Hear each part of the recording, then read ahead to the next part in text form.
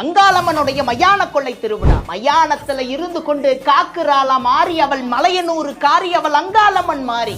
எங்கெல்லாம் அங்காளம்மன் குடியிருக்கிறாளோ அங்கெல்லாம் மாசி மாசம் சிவராத்திரிக்கு அடுத்த நாள் மயான கொள்ளை திருவிழா வெகு விமர்சையா நடக்கும். காளி வேடம், அம்மன் வேடம்னு நிறைய வேடம் அணிந்து தன்னுடைய நேர்த்தி கடனை செலுத்துவார்கள் பக்தர்கள்.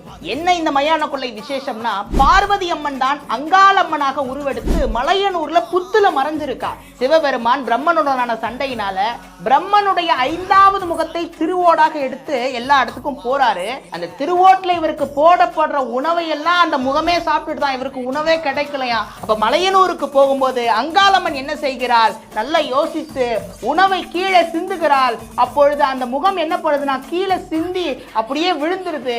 அங்காளம்மன் அந்த திருவோட்டு முகத்தை தன் கால்களால் மிதித்து சிவபெருமானுக்கு உணவிடுகிறாள். என்னதான் புராண கதையா இருந்தாலும் நம்ம ஊரு சாமியான அங்காள பரமேஸ்வரி இந்த மயான கொள்ளை திருநாள்ல